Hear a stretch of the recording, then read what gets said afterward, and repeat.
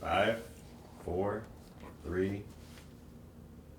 Welcome to Hitting the High Spots with Rob Naylor. I am joined with this lovely gentleman right here, Matthew Riddle. Matt, thanks for doing the show. Dude, thanks for having me. That intro just now, I felt like we were in an episode of Wayne's World. It's like 3.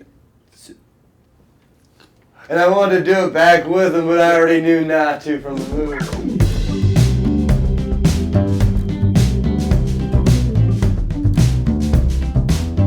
Al Snow always told the story that, like, when he was at the UFC with Dan Severn, like, it's like Tank Abbott days. So, like, everyone had, like, meeting posses of people, mugging people, and just walking around. Talk about your UFC backgrounds. Like, when you're in the back, do you have a posse? Are you walking around trying to intimidate people? Are you just cool Matt Riddle like we know and love? Or is it, what's your psych out game like? I'm a professional, you know, even when it comes to professional wrestling. I'm goofy, but I do my job, you know, I'm a professional. So when it came to fighting, I mean, you have your cornermen. So you have your posse, always, everybody does. Some people share a posse because they train at the same place, you know.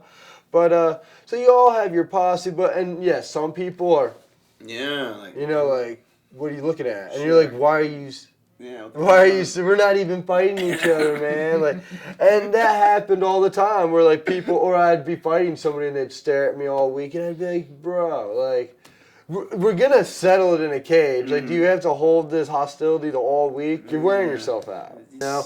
And then my second time, my big moment would be against Chris Clemens in Calgary, Canada, at the I believe it's the Stampede Center, which also holds like 40,000 people. And it was the first time they were ever there, so that place was sold out to the brim. And a bunch of injuries happened on the card, so I was actually a last-minute replacement on the main card, and the whole card kind of stunk it up. Like, everybody fought like shit. You know, and I don't mean to anybody on that card, but guys, if you look at the tape, it's true. And watch the footage, guys. Great fighters, Quality. but some fights are boring.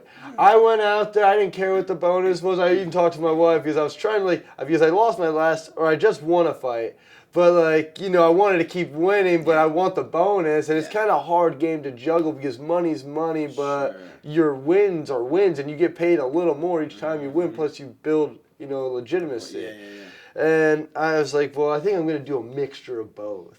So I went out there, and the guy was a striker, so I struck with him, but then I'd throw a takedown. And first takedown, I hit the guy, I was like, come on, bro. Like, I thought we were going to stand. So I was like, work your way up to the cage. And I let him up, work your way up. So I was basically doing a pro wrestling match in MMA, but now it was still a real fight. I was just letting him up at certain times to continue the excitement. There's no, like, I personally like ground and pound, but a crowd doesn't get into that. But when they see a good takedown, a little ground and pound, work back up, exchange off the cage, back to the center, fight, and you get that 3 times, 4 times around, that's an exciting fight. I've never thought of that. With the bonus aspect of it, the fight of the night, it almost really gives... It's advantageous for the fighters to really put on a show. Yes, that's why they don't call it bonuses, they call it performances bonuses or whatever, sport. I've never really thought of that. That's crazy. It's to make you fight harder and do crazy shit you normally wouldn't do, because if you were going to get paid the same flat rate for a win or whatever, everybody'd be fighting conservatively, which they should be. Indeed. But at the same time, when bonuses are on the line, then I always set, even in MMA, I always set like outrageous goals, because by trying to achieve that outrageous goal, you usually achieve a plethora of other goals that are good enough, you know, where you're happy. So ultimate goal, and this is legit, I want to retire Brock Lesnar at WrestleMania. Oh, there it is. I was like, look out, son. I figure if that's like, what's your goal in professional wrestling? It's like, well, I'd certainly like to be the U.S. champion. No, fuck that. Retiring. No, it's like, what? No, I want to retire Brock Lesnar. Like, he beat The Undertaker, I want to beat him. At WrestleMania. Smash him. Fuck, man. Or get smashed and then come back, you know, tell that story. Peaks and valleys. The story. It's a roller coaster.